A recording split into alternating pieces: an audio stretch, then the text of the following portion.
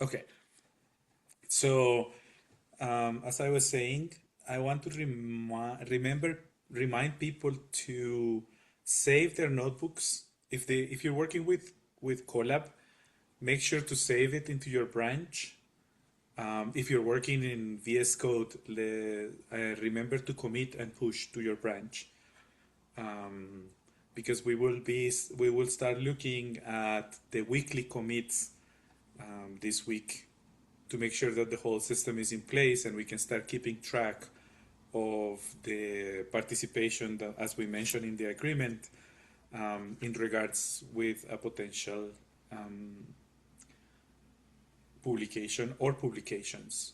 Today, I found out that there is a potential educational publication that can come out of this experiment. So, without further ado, let me just get started. I think I kind of like this idea that I talk to you guys without a presentation and in certain contexts and in certain, like to explain certain concepts. So I will do that this today as well. I think we would like to probably distribute a survey next week to see if the way we're implementing this program and everything can be improved. So we will probably do this with some frequency, where you have the opportunity of influencing the evolution of the program. Now, one of the things that you clearly expressed last time, and we're going to do this, we're going to make a change that we were not originally designed, was that when we were talking about hopes, a lot of you said, "I want to make friends," and so today we're going to experiment with something new along those lines.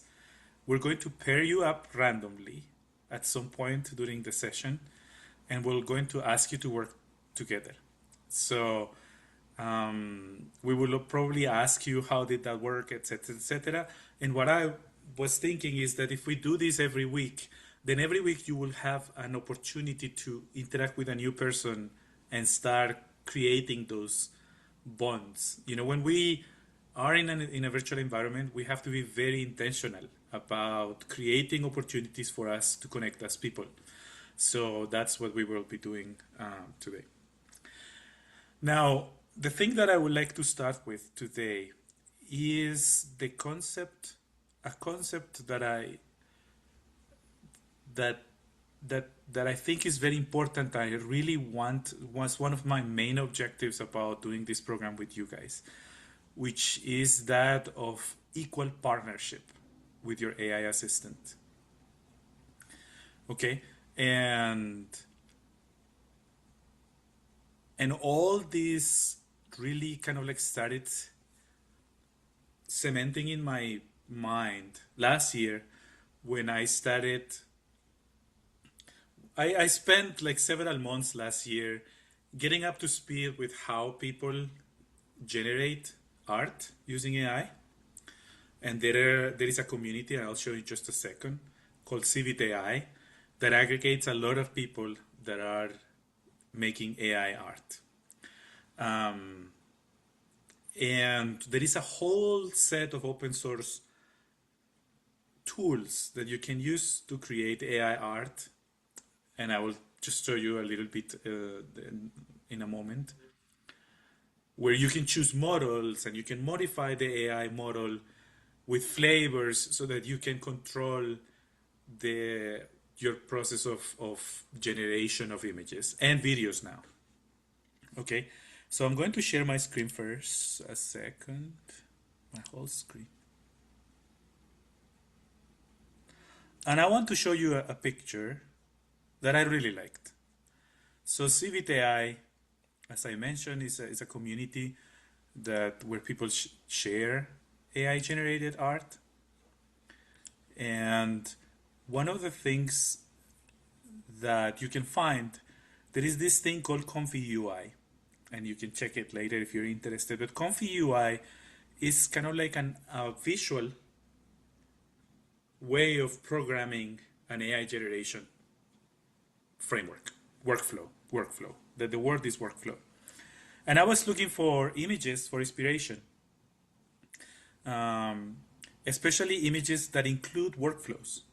So you can find images where people embed the workflow in the image. It's really awesome. So you just open the image in Comfy UI and you have the whole setup, the models that they use, the LoRa's, like the modifications that they do to the model, their prompts. It's pretty awesome. And one of the things that I want to really de-emphasize is that, imitation comes before innovation. So there is no shame in imitating and looking at how people do things. And as you understand and can reproduce what sophisticated users do, then you can become sophisticated yourself. Now, I am going to really quick show you the prompt that generated this image. Okay, so this is I extracted from the Comfy UI framework. So the person that is talking about this, that generated this image, start with compositional focal points. So the whole prompt is actually structured around concepts. And I'm going to read you some of it, but you can see, the central figure is a young girl dressed in a vivid red cloak and hat, stands atop a large seashell structure. She is positioned perfectly in profile, emphasizing her delicate features, flowing hair and intricate attire. The bright red of her dress creates a striking contrast against the subdued background. The setting. The shell is perched amidst a churning dark teal ocean with waves crashing at its base. The stormy clouds above form a dramatic backdrop, adding a sense of isolation and surrealism to the scene. There is a pose. The girl stands poised and balanced, her posture conveying both grace and determination. Her scarf and the edges of her hat ribbon stream behind her in the wind, adding a dynamic element to the stillness of her pose. And it goes through artistic style, color palette, lining and tonal qualities, textures and patterns, mood and atmosphere, symbolism and themes. Okay? So when I saw this, I was just blown away. I just couldn't believe that someone could describe a visual concept with such nuance, right? When that person was thinking, okay, I want to have dominant colors, I'm going to have accent colors, and I'm going to talk about subtle neutrals. When I'm talking about lighting and tonal qualities, there is diffuse lighting, subtle highlights, and muted shadows. So what was an eye-opener for me was that, and this is something that I saw across the board, this art that I was drawn to, my favorite kind of like art that I saw in Civit AI that had workflows, had prompts that were like this. Meaning, and it was like at the moment and at the time and it's still today, it's impossible for me to replicate. I just don't have the vocabulary to express myself around a visual concept with this level of sophistication. And to me, it was immediately clear that, people are very easily and very quick to criticize AI generated art as slop. But in reality, slop comes through the fact that a lot of people that generate AI art are not sophisticated enough to express themselves in a nuanced way. And that is the idea that I want to really explore with you today. Which is, how can we leverage AI to build a vocabulary so that we can become better at expressing what is it that we want out of an AI assistant? Like when you are able to express yourself with this level of sophistication, then what AI can do for you is just absolutely incredible, right? And even though I don't have this vocabulary when it comes to art, visual art, I do have it when it comes to science. And working with these AI systems during the last couple of weeks, it has been exhilarating seeing how can I push the limits of what the AI can do for me. So that's one of the things that I really want to kind of like share with you. And I had a conversation with my assistant um, around this, which was I thought was captures perfectly what I want to accomplish. Look, I said I want to explore the concept of equal partnership with AI with my students. The idea being that working with AI assistants has a lot of promise, but it is actually the skill of the human, the one that makes the human AI partnership shine. The more passive, simple, and limited is the human contribution, the more generic, poor, and potentially wrong the output of the AI is. Most generic, here are the tips to write good AI prompts. You see this all over the place. Like when you open a Chrome tab that is empty, you're going to get like a bunch of people telling you, here are the tips to making a good AI prompt. So most of them focus on being specific, but completely obviate the fact that nuanced understanding and nuanced vocabulary is a critical requirement for being specific. So yes, I can tell you be specific, but if you cannot express yourself around the concept of art in terms of highlights and palettes and moods and composition, then it is very hard for you to be specific. So I want to guide my students into leveraging AI to build up their conceptual understanding and vocabulary when engaging with topics they themselves don't understand well. I want your help with several things, but I would like you to start with a search to find if other people have explored these concepts too.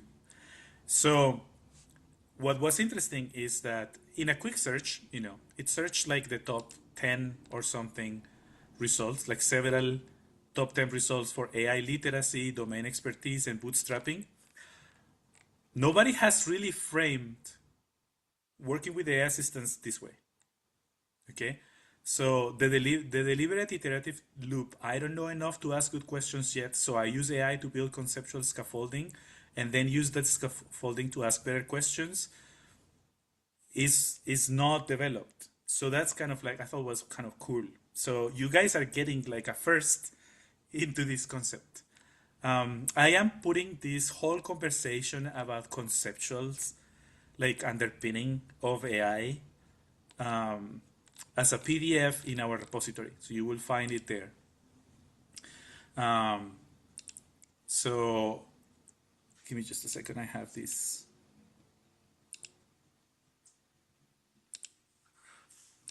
So you will find it. You will find it inside weeks. Not yet, but in a moment, and I'll guide you there. So don't. But in week 2, you will find a butterfly partnership conversation, and you can see a little bit of the exchange in how I wrap my head around a concept and really push the AI as a tool to make it more specific and nuanced. So, okay, so now the way we're going to explore this is using, and let me see, there are, okay, so I want you to go to our, just a second, to our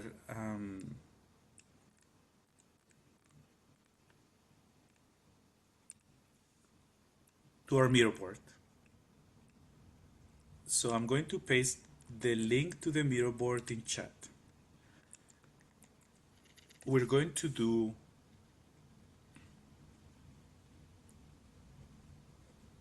the exercise there. Okay, so we used this last time when we were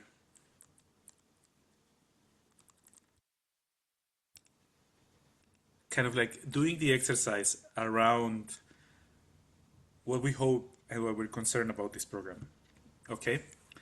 Now, if you look at my screen and you join the Miro board, it's the same board that we used last time, but now there is an entire new section for this week.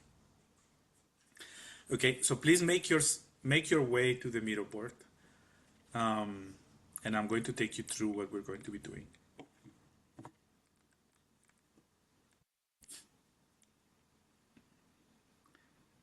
The first thing is that I'm going to drag you to me. Okay, so if you're in the board now,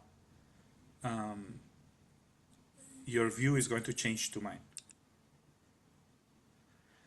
If you were not watched the recording from last week, what you're looking at here is a Miro board. It's like a virtual space where we can all work at the same time. And you navigate with if you are using a mousepad with gestures, so 2 fingers move you around, and if you separate them and bring them close, you zoom in or out. And if you're using a mouse, you have to press the right button drags your screen, and you can drag yourself around, and you zoom in and out with your mouse wheel. To interact with objects, you tap if you're in a mousepad, and you click your left click button if you are on a mouse. So I use AI to kind of like polish this framework. Here, if you look at my screen, or if you're attached to my view, there are 5 levels on the 2 extremes. On one extreme, it's the least sophisticated way of using AI, meaning you're as far as you can be from equal partnership. So the basic concept here is blind trust. I give my AI assistance a vague goal, accept whatever it produces, and cannot tell whether the output is correct, only whether it seems to work. Then the next one is surface checking. I know what I want and can spot obviously wrong outputs, but I rely on my AI assistance to figure out the approach. I will miss a plausible looking mistake. Then we have active direction. I can break the task into sub-problems, recognize when my assistant takes the wrong approach, and ask targeted follow-ups. But I still depend on it to fill significant gaps in my understanding. Then we have critical collaboration. I direct the work at a technical level, catch non-obvious errors, and push back with specific alternatives. Though I occasionally need to work to evaluate a suggestion I wouldn't have thought of myself. And then equal partnership. I have a clear plan, understand the approach being taken, catch both execution errors and conceptual mistakes, and can tell the difference between this is better and this is just different when my AI assistant suggests an alternative. So the first thing that I would like to do is do a quick poll. I'm kind of like tempted about doing this poll multiple times as we go through this process, and see how it changes as we become more sophisticated AI users. So I'm going to create a voting. If you were here last week, you know how it works. If not, basically, in just a moment, you are going to receive an invitation,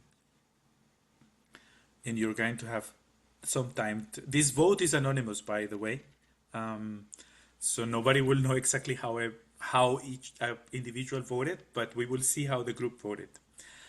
So I want you to think about the way you use AI last week. Ideally within the context of this program, but if you didn't have a chance to work on our notebooks, then just AI in general. You will be able to allocate a single vote in one of these 5 concepts. So you should receive an invitation right now. and you can click on join voting, and you will pick one of these with a plus.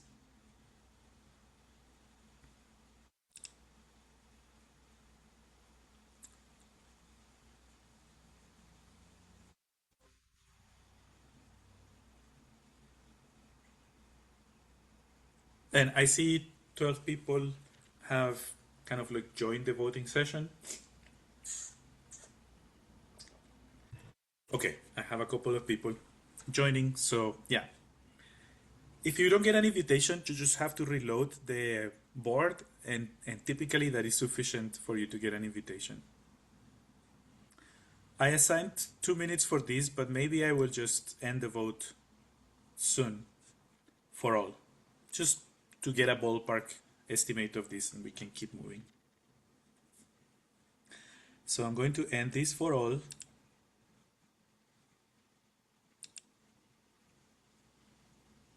And you can see the result. You probably are going to see the results on your screen, but you can also look at mine.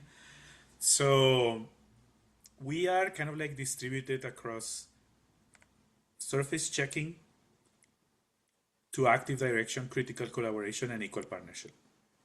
Okay, so what I want you to think moving forward to this whole program is, how can I acquire the understanding and vocabulary, conceptual understanding and vocabulary, so that I can shift across this, especially in the context of this program. Okay? So here's what we're going to be doing.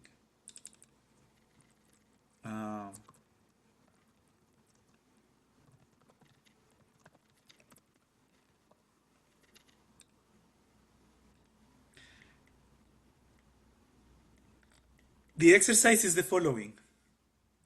I want everybody to experience and practice the skill set of using AI to improve your vocabulary so that you can build a better and more specific prompt. That was kind of like what Claude was hinting, that nobody has really focused on this.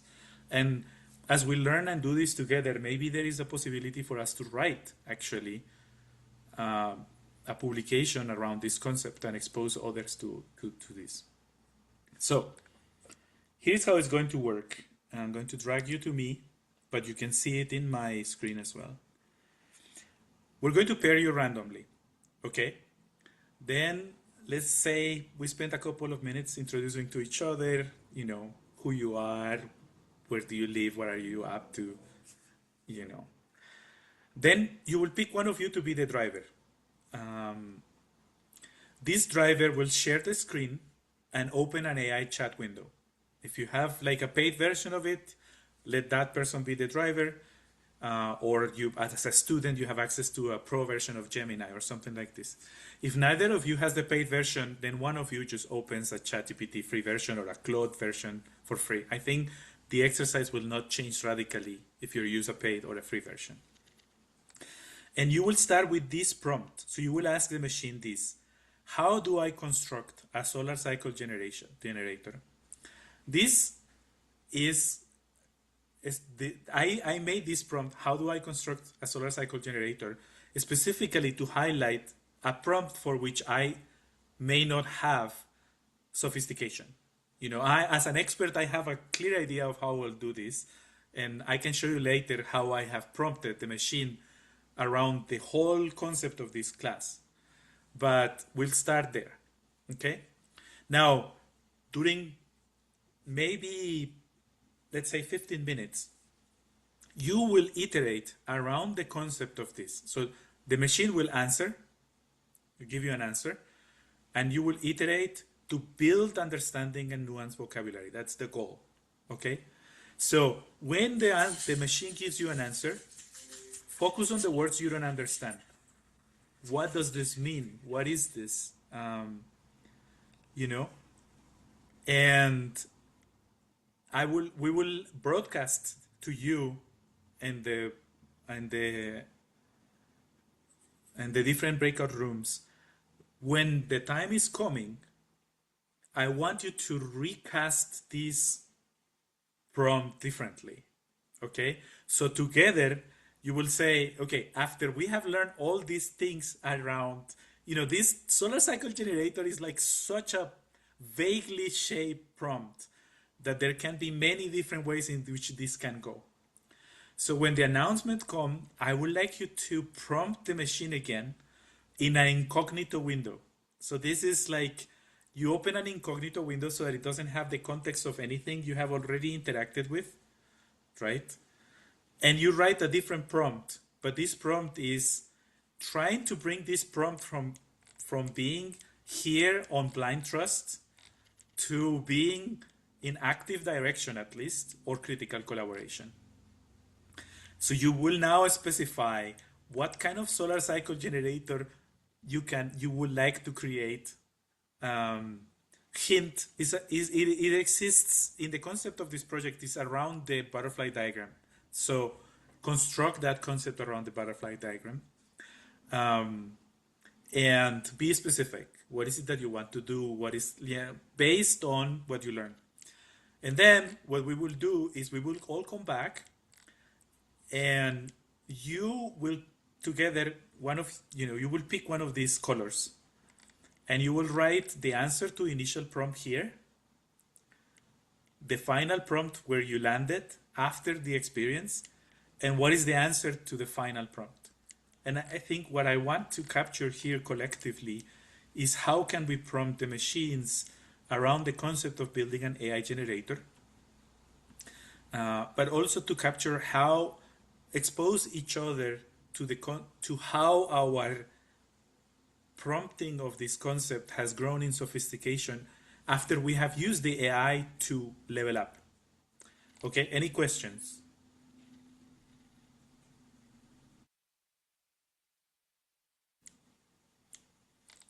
Oh, I forgot to say, things to keep in mind. In the board, there is also things to keep in mind. I think the hint here, and one of the things that I think a lot of people that have a very basic use of AI have, is that they don't ask clarifying questions. So any concept that you guys don't get, ask, what does this mean? Maybe between the two of you, the knowledge exists. So one of you can explain to the other. But if neither of you understands, then ask for clarification. Another thing that I do, that you can do, is like, how do people make solar cycle generators? Like how, and then that way the AI exposes you to the state of the art, and you can potentially also grow in sophistication by imitation. And you can also ask about technique capabilities and challenges. So, what will be the challenges of making a solar cycle generator? What kind of techniques can I use to do a solar cycle generator? So these are the things that I want to become for every single one of you, second nature. No matter the concept, and no matter how much do you know or don't know about a concept, when you engage with your assistant, you do these three things so that you can use the AI to build better prompts. I can show you examples where you will see this. I always start with a question. How do you work? Can I use you for this? Can you do these things? I want to do this, but can you do them? That kind of things. So, okay. So let me stop sharing. And Claudia, are you ready to open the rooms? Yep, I'm opening them right now. Hold Okay, on, so you I will have a get an question. invitation. Oh, Question.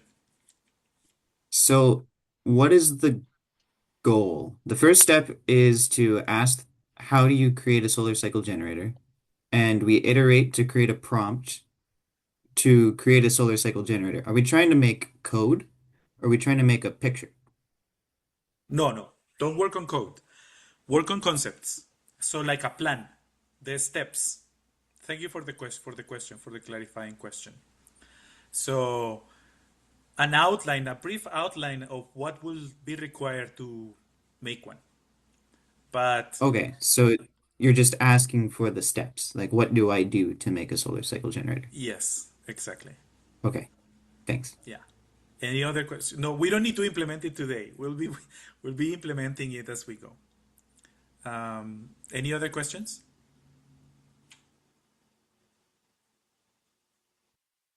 Okay, so don't worry, there is no right landing place for this exercise. I think the main thing that I want you to experiment with is the idea of appropriating concepts so that you can be more specific when you ask.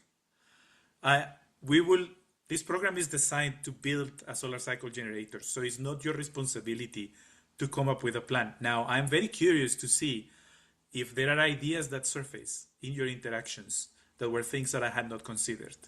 But it doesn't matter if what we end up doing doesn't look at all with where you landed.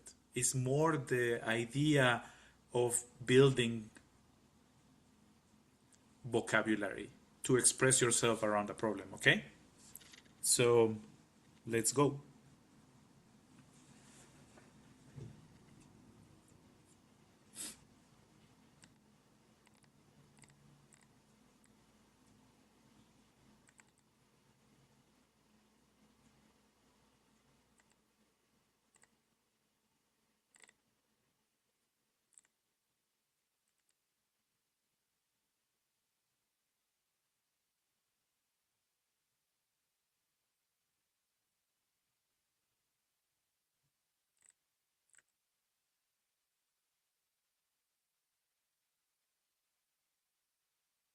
Okay, we may have a person that is not connected, so I'm going to go and join Alex and encourage him on. Andrej, I was just staying here just to wait. Like, what is your instruction? Where should I go?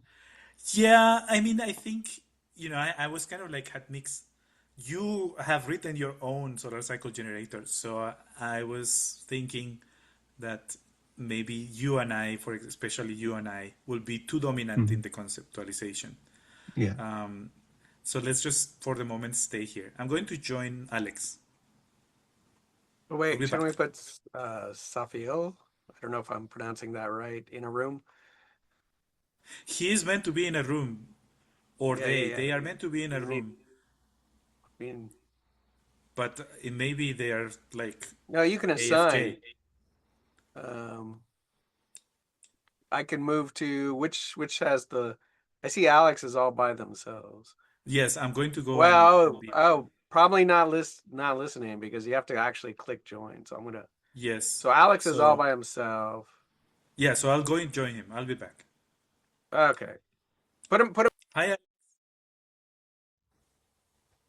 Hello. Okay, now let me share my screen.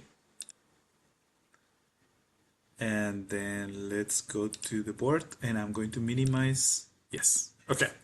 So, okay, some of you have already started filling things. Perfect.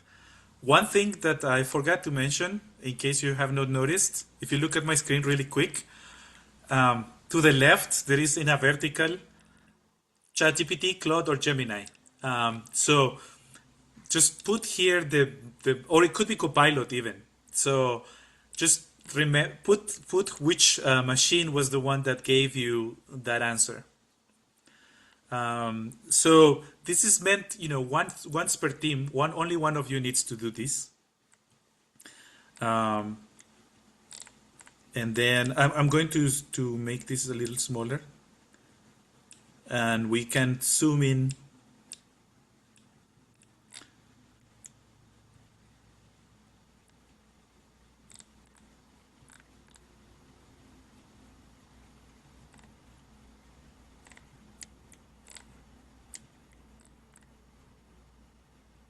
I love this. Okay, awesome. Yes. So let me give you a couple of minutes. I'm going to put a timer for a couple of minutes so that people have time to put their prompts and their outputs there.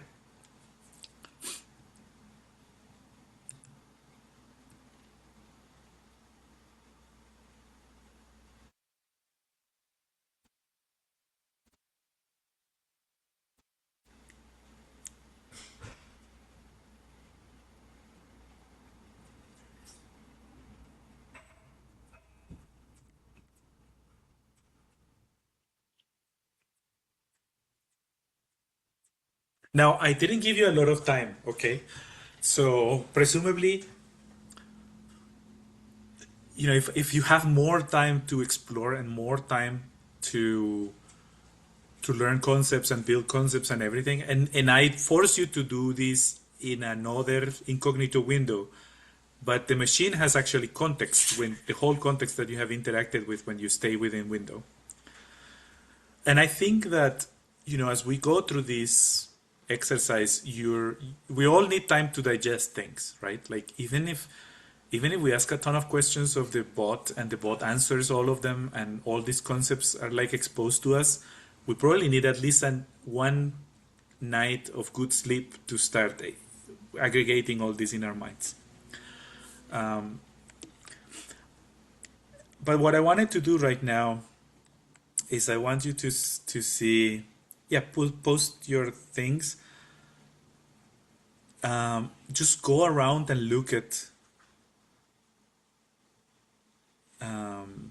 what others people have gotten as answers and the prompts that other people have put and the machines that they have used, etc., etc. Just one of the superpowers that we have as a group is that we can explore many different possibilities.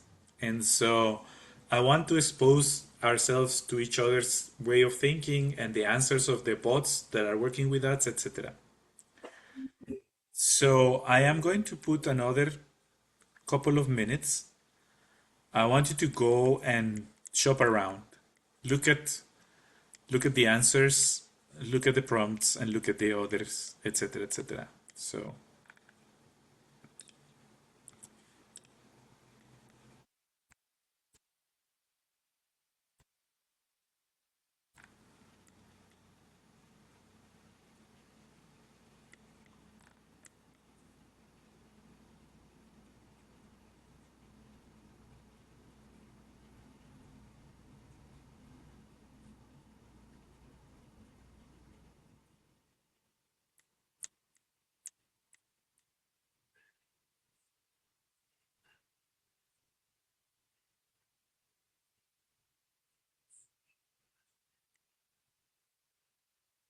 wow.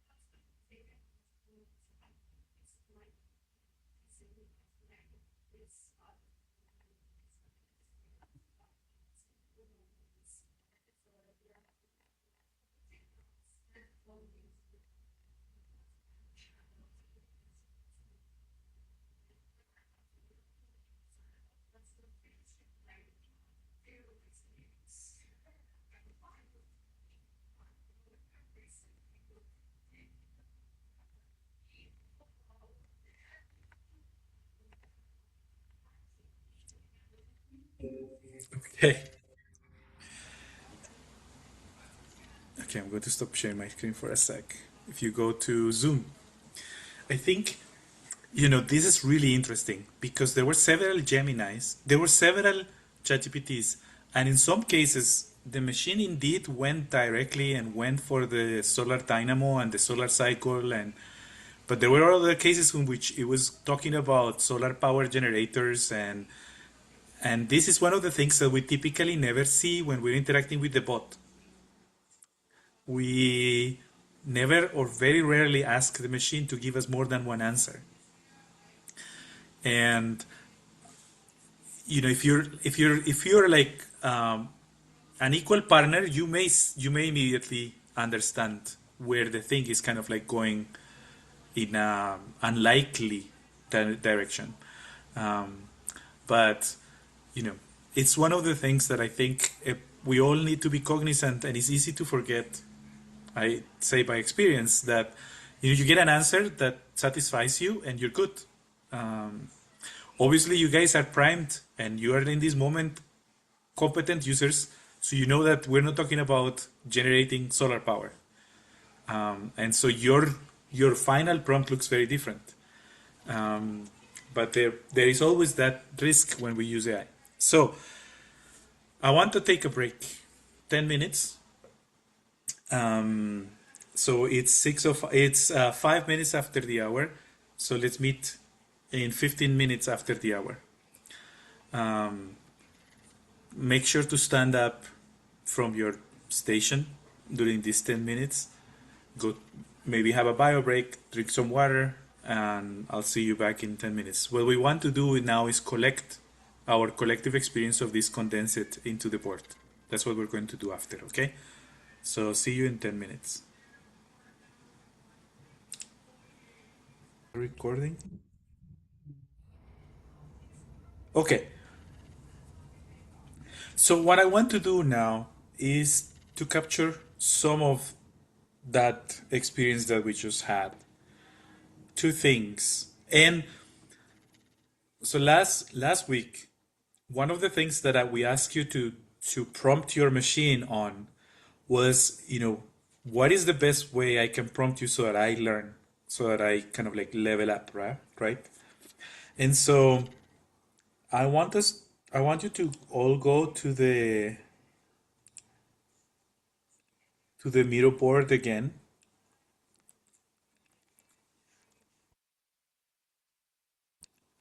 I'm going to share my screen.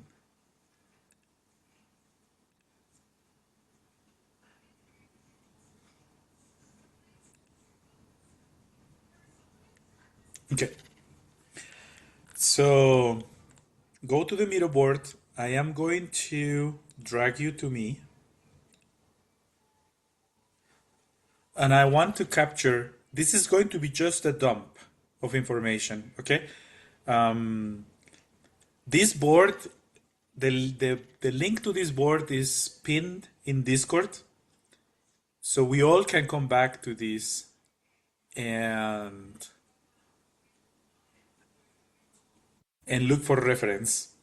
I think for the sake of time today, I just want to capture your impressions, and maybe next week I can start with a summary of what we captured. Okay? So I'm going to set a timer for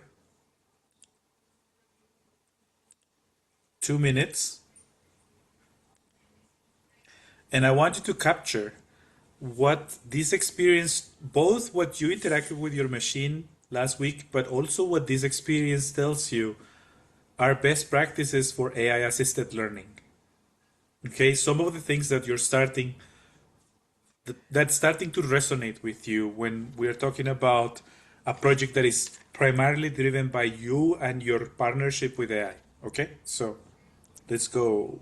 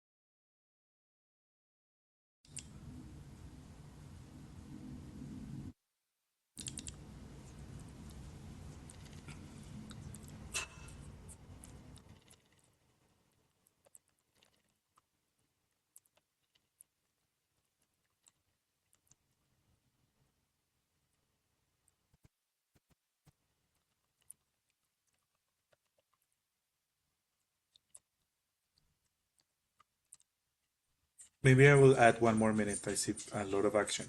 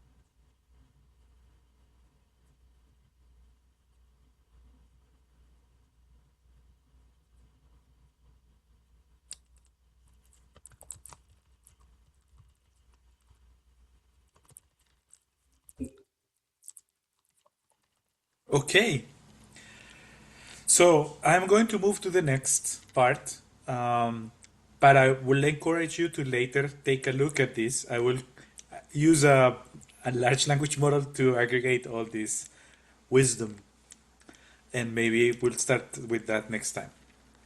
Now, I want to talk a little bit about the solar cycle and the butterfly diagram. So, I have kind of like deliberately throw you, in the middle of it, and I have not spent a lot of time explaining the solar cycle, how it works, etc., etc. My reasoning is that your partnership with the AI in this moment is more important than a complete understanding of the physical mechanisms behind the solar cycle. And as we go and you interact with your bots and you interact with me, um, and with Lisa and with Vibhuti, there will be plenty of opportunity to build more understanding of the solar cycle. I'm also hoping that you will develop empirical understanding of the solar cycle through the butterfly diagram. So I don't know how much did you play last week with your plots, but I would really want to encourage you to play around a lot. Look at different cycles, look at different hemispheres, look at different kind of like things to build an empirical understanding of our data. But I'm going to give you 3 minutes to start consolidating here your understanding of the solar cycle and its relationship with the butterfly diagram, the data that I showed you yesterday. So do your best. I think one of the things that I'm most interested here is to start identifying misconceptions. So we build common knowledge and the experts can pinpoint the misconceptions. So no matter how imperfect your knowledge is, I would like you to try to capture it, okay?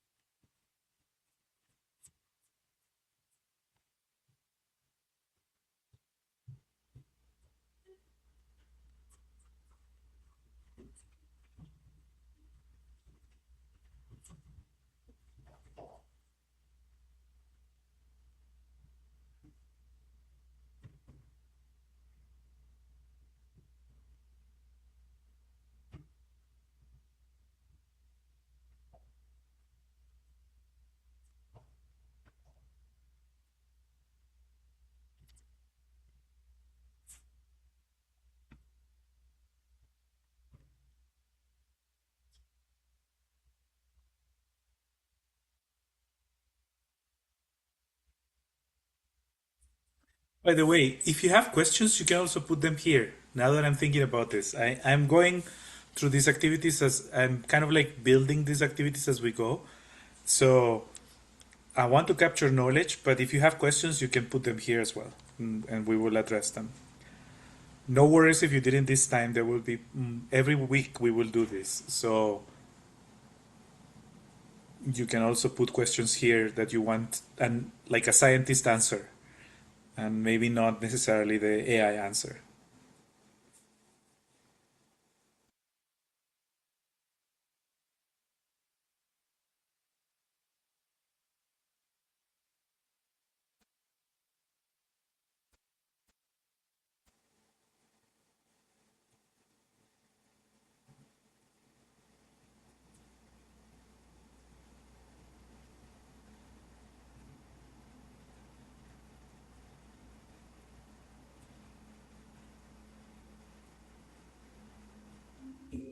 Okay, so I really resonate and like what I see here. Like the idea that the butterfly diagram is quantifying solar activity and the evolution of the solar cycle is central to what we're doing. Um, I don't see anything that jumps at me as a potential misconception. There is a question: why do we use sunspots as opposed to active regions? So let me just clarify this a little bit. Um, I'm going to stop sharing.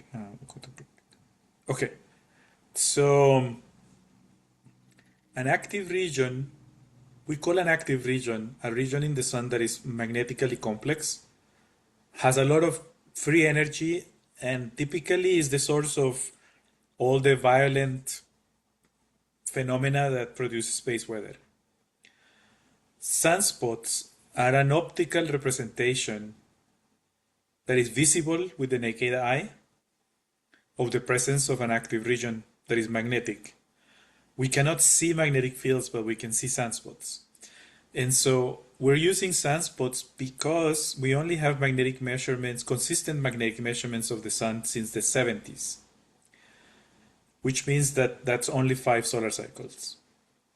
If we use historical observations of sunspots, we can go back for 100 or more years with very good coverage, and that is enough to give us a sense of activity going back. Each one of these sunspots is an optical indication that there is a magnetic active region there. And so in this moment, we're using sunspots because it gives us more data, more statistics, etc., etc. So the other thing that I wanted to do today is talk a little bit about the concept of statistics. So knowledge is not something that is perfect. And sometimes you cannot really pinpoint the characteristic or the behavior of a physical system, exactly, but you can bound it. You can say, the temperature. If you live in Colorado in spring, it's almost impossible for you to know what the weather is going to be next week. It's such an unpredictable system that one day can snow, the next day is warm. It's like absolutely bananas. This is because it's continental weather. And so, but you have a sense of what are the extremes of the weather that you may experience. And so talking about things that you cannot really know for sure, the mathematical way of expressing these concepts is statistical distributions. It's really just like listing the possibilities. Even maybe a little bit, you can go a little bit for the most basic statistical statement is what the typical behavior is, right? I did this, I wanted to show you. I did an experiment. For today, I did a quick interaction with my AI assistant, downloading and analyzing very briefly miles per gallon for all the models, car models that were released in 2025. So if I ask you, what do you think is the typical mileage per gallon of cars released in 2025? That is a question that has a lot of depth, right? You may start asking questions, and that's what we would like to do with our AI assistant. What kind of cars are there? What kind of factors define mileage per gallon? And then you can make, if you want to make sophisticated assessments, the more information you have about the system, the better. But you can go with what you know. You have a car, or your family has a car, and you have driven it, and you know that it has a mileage per gallon. So you can say, around 20 miles per gallon, or around 30 miles per gallon, and you're not going to be super off. And so this idea of, the possibilities that are there and trying to bound them is the whole point of statistical distributions. You can give depth to those statements, because when it comes to cars, you know that there are, in combustion engine cars, pure gasoline, there are hybrids, and there are electric vehicles. And the mileage per gallon is different for those.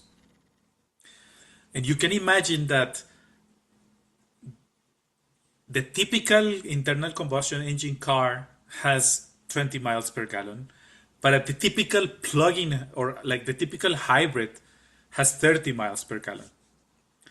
And so when you start thinking about the cars, the models that were released in 2025 and so on, you start realizing that your possibilities have like a landscape.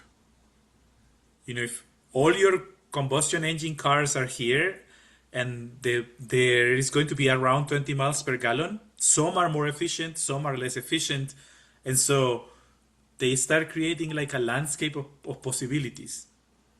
But then you have your hybrids, and they're like shifted towards more efficiency, and the average is going to be 26 or 30. But there is also, some hybrids that are more efficient than others. And then you have your electric cars, etc., etc.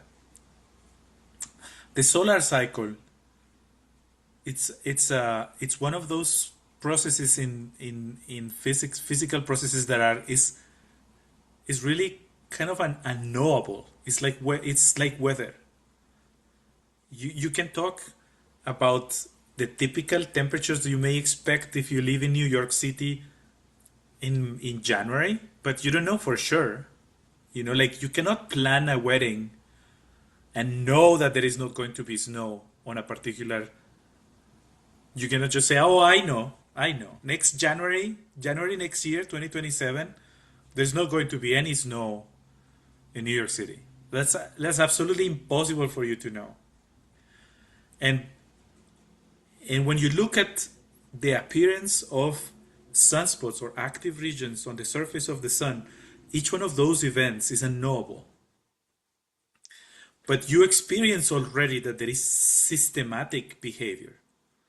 You know that you never see active regions at 60 degrees latitude. The wings are bound by latitudes. Like you just, will not see them. So you can start making statements that bound your behavior, even though you're working with a system that is unknowable. Now, if you are very, very sophisticated, and you understand the underlying physics that produce a particular behavior, you can make very sophisticated statistical statements, and that is called conditional probability. So you know that if you're talking about hybrids, then you have certain possibilities of mileages per gallon. So that is conditional probability. If you're talking about gas guzzlers, trucks, you can make a statement about the typical mileage per gallons of those, etc., etc. So, and the interesting thing is that the more sophisticated is your conditional probability, the better you can use that information for planning, right? So you cannot know that there is not going to be any snow in January 2027, but maybe it's a particularly dry year, and you know that when these kinds of conditions happen, Januaries are super dry in New York. So that conditional probability allows you to plan your wedding. And that's kind of like what we're trying to accomplish in this whole project. You saw the wings. You kind of like got a general sense of the wings. I hope you play around and you saw that some wings were different than others. You know, there was like asymmetry. The north and the south were shifted with respect to each other. Some wings are closer to the equator, some are bigger, you know, etc., etc. And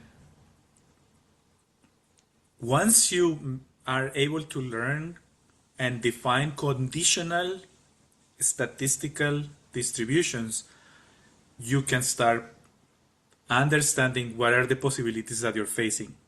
And you know, the direct application of what all we're here doing, and one of the reasons why we want to do this is because if you want to put a person in Mars, and that person is going to take 8 months to get there, and you're talking about the sun as a system which is unknowable, you want to at least have a sense of how dangerous that trip is going to be. And it will depend.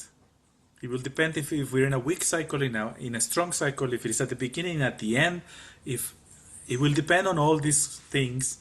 And so we want to be able to define the statistics of this system so that we can help NASA plan manned missions to Mars, basically. That's one of the applications. But also you can affect like everything that has to do with satellites on space, how long they stay in orbit, etc., requires a long-term assessment about what the sun is going to be doing. So these are practical applications of what we're trying to accomplish. We're going to start with statistical models that are understandable by humans and gradually migrate to the most sophisticated approximations of conditional statistics, which is AI. So the large language model that you're using to help you in this project is actually literally random words. It's one random word after the other. But the thing that is uncanny is that your prompt, your context, and the first word that comes out define the distribution from which the next word comes out. And transformers and our large language models are such sophisticated and powerful and nuanced conditional probability estimators that they produce answers that make you feel like you're interacting with a sentient. In fact, sometimes I wonder if that's not exactly how we work. So that's basically the outline of what I wanted to understand, the direction in which we're going. Okay?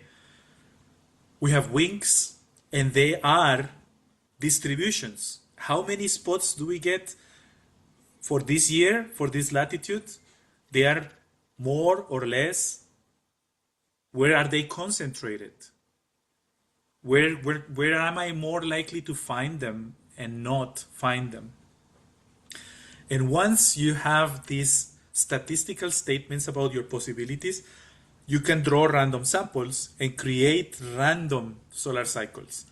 And you can create many, many, many, many of them, and that will allow you to make actionable forecasts for planning purposes.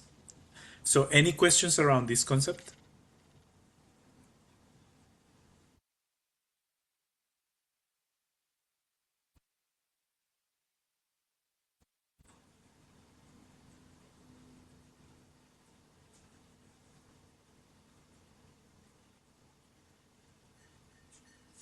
So to summarize, we want to create statistical models of sunspot group distributions in space and time, latitude and time. And we want to create such good like cycles that they are ideally indistinguishable from the real thing. And that's kind of like what we're working. What we did last week is for you to start seeing how they're distributed. There is a scatter plot, which is what you were doing last time, and I think I'm going to share my screen now again.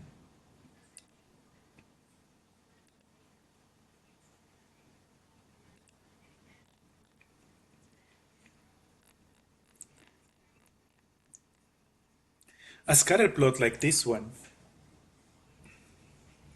is telling you it's an imperfect but visual representation of where things are. Now, scatter plots are actually not that good for this purpose. We'll work with a different concept next week. But at the very least, they certainly tell you where things are not. Okay? So when you do a scatter plot, white space means there is nothing there. That's for sure. Like you can definitely like use that, right? So if you draw cylinders around these things, you can create a clearer separation of where you can expect things and where you can't. Here is like more space for solar cycle 24 with the date here, northern, southern hemisphere. You can see the dots. Because I have more space, you can have a better sense of clumps. So there is a lot here in the southern hemisphere, and there is a lot here in the northern hemisphere. And there are like gaps and holes that are like present in all over the place. So last week I asked you to calculate mean latitudinal paths, and this was a first approximation to the very first zero order approximation statistical concept, the typical behavior, right? So here is the different solar cycles in the data that we're using, and this is the mean latitude every year for all the different cycles for the northern and southern hemisphere. And you can see it here for 24.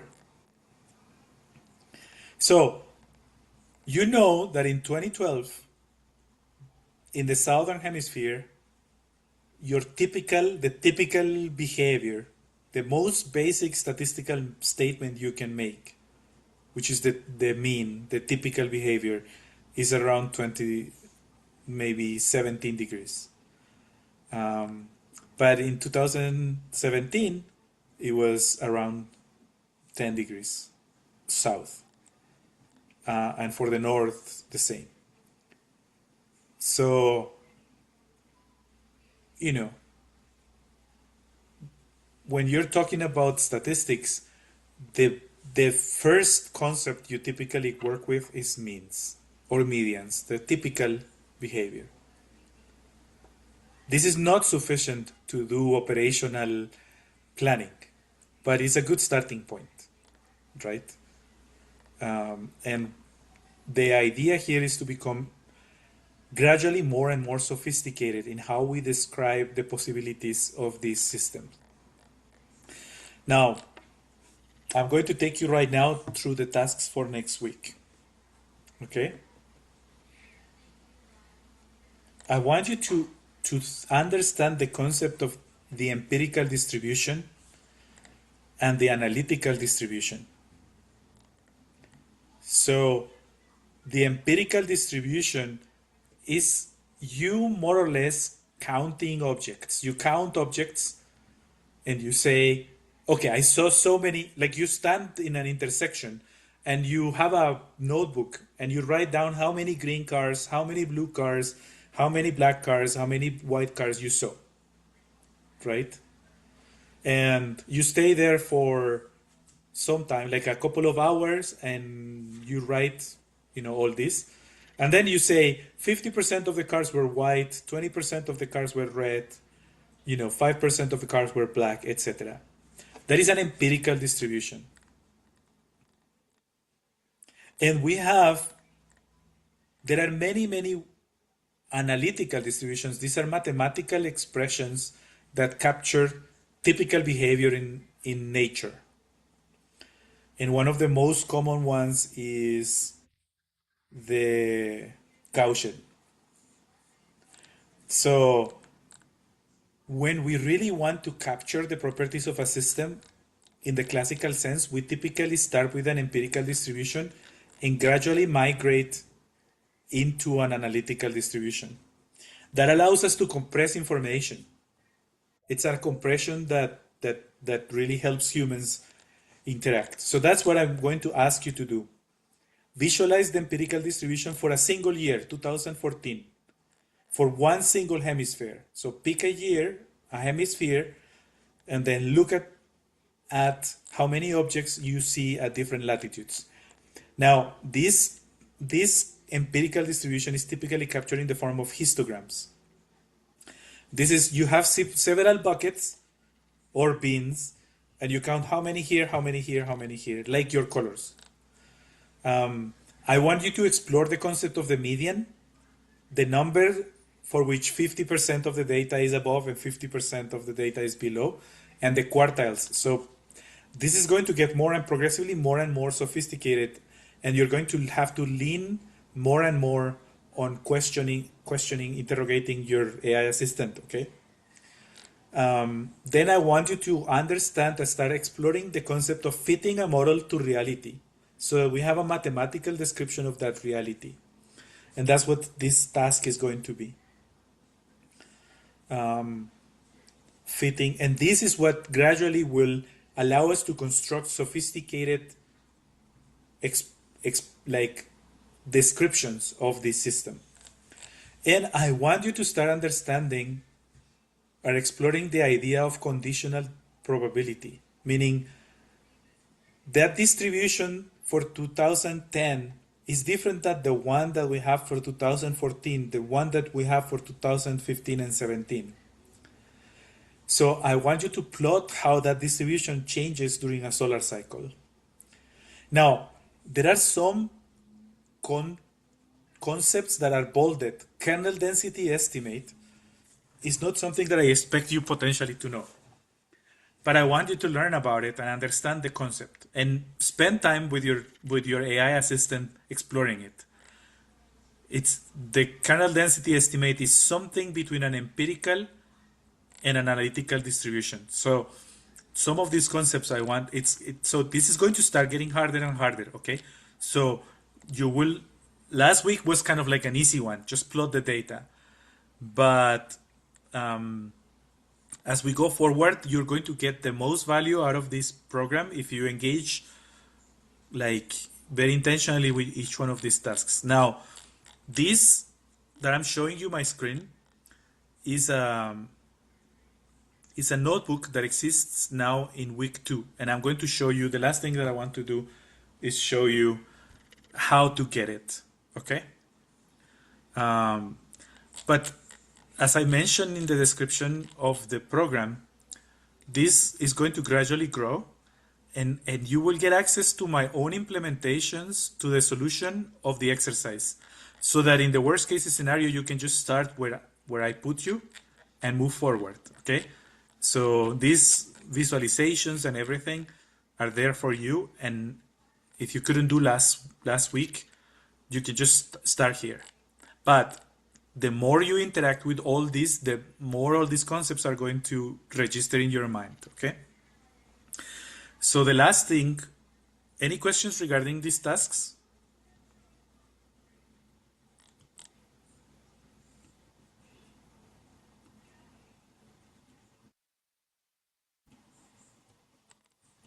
Remember, the machine, the chatbots have a lot of information about these things built in. So, like, it's really remarkable. So you can kind of like broadly trust them, I think, and we will catch misconceptions there. So ask them lots of questions to make sure you understand. They are infinitely patient, in some sense. So you have a lot of time with them. But in the worst case, remember that you can schedule office hours with me and Claudia and Phoebe, okay?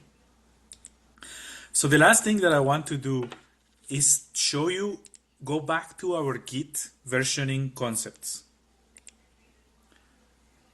So I told you that last time I told you that there is a main branch that is kind of our sacred, like, core of our Git repository, and we create branches, which in your cases is going where you can work without fear that you will affect somebody else's work. Okay. I want to show you a little bit how co-development works in Git. So here we have 36 branches, and probably one of the most recent ones that we have here, when we go to branches, and just look at my screen, the recording is going to be there, so I don't want you to do anything right now, just look at me. So one of the latest that we have here is called feature week 2. So that one is where I put this notebook. Okay. This branch is 2 commits ahead of main. So it's ahead because I made modifications that don't exist in main. So the way the way we actually modify formally a main branch is through something called a pull request. Okay. So I create a pull request, and this is kind of like a very formal way of making changes to branches. So my base is main, and my comparison is feature week 2. Okay. In Git, when you use the interface, this is your target and this is your source. Look at this arrow. So I'm going from week 2 into main. It tells me what are the different changes that happen in feature week 2 that are not in main. These are my commits. Add execution to week 1 tasks and insert week 2 tasks, and add my partnership conversation to week 2. So you create the pull request, and you describe here, you have to describe what you're doing. Add the content for week 2. Okay. There are many things that you can do here, especially if you're working on a team. You can ask someone to review it. So you can assign it to someone to merge. Like, someone is going to double check that you're not breaking anything, or you can assign it to yourself. You can put labels, etc., milestones, etc., etc. But this one is like kind of like an easy, so I'm going to just go ahead. I create the pull request. So now there is an open pull request here. Oh, I didn't create it. Oops. I didn't create it. Sorry.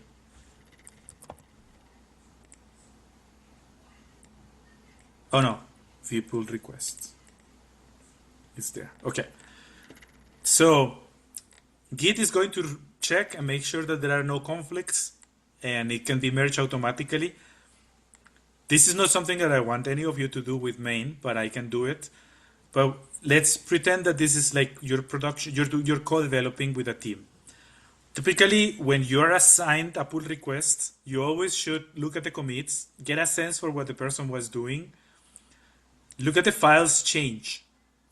And here you will see all the changes. What was the old on the left? What is the new on the right? Because in this one, I'm just adding files that didn't exist. Everything just looks pure green. A notebook and a PDF, right? So you look, and you could flag specific changes and say, this is bad. Like you can put a plus sign here and put a comment and tag somebody, etc., etc. And you can submit a review and say, this is good, you can merge. when you're doing software development, there is a lot of checks that happen before something makes it into main. But in this case, it's like an easy one, so we're going to do it easy, which is, yep, merge pull request. I do confirm the merge, and it says pull request successfully merged and closed. I can delete my branch. Now, if I go to Butterfly and I go to my main branch, you can see that there was a commit 2 hours ago that adds the partnership conversation to week 2. So if I go to weeks, now there is a week 2, and I have the notebook and ButterflAI partnership. So what I want you to do is create a pull request of your own. So I'm going to show you here. Don't go into your own, because we're getting close to the top of the hour and I want to let you go on time. So focus on my screen. My base is no longer main. I had a development.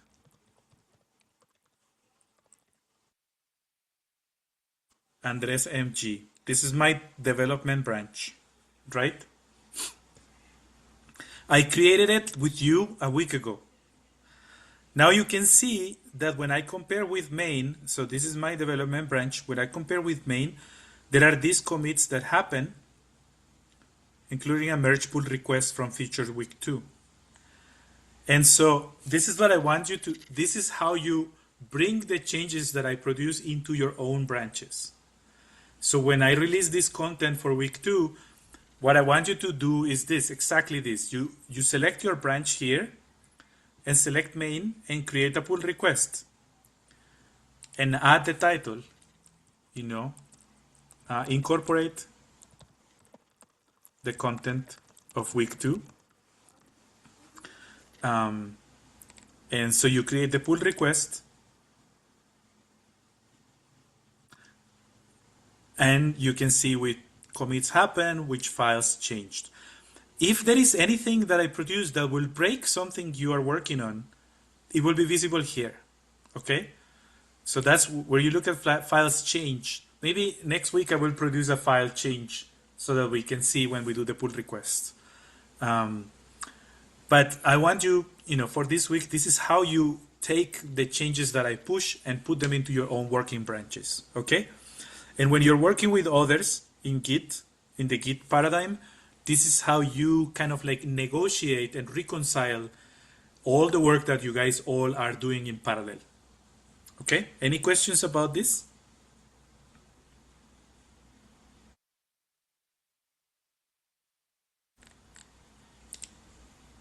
So I didn't merge it, but now I'm going to merge it. And now my branch now is up to date. And if I look here at my branches, so if I go to the repository, go to the branches, and I look for mine, it tells you that it is no longer behind. It's just 2 commits ahead, but 0 commits behind. And that's where you eventually want to be. You want to be 0 behind. Okay? Okay, so that is it for today. Thanks again, all of you, for joining. I hope this gives you food for thought, and I'll see you next week.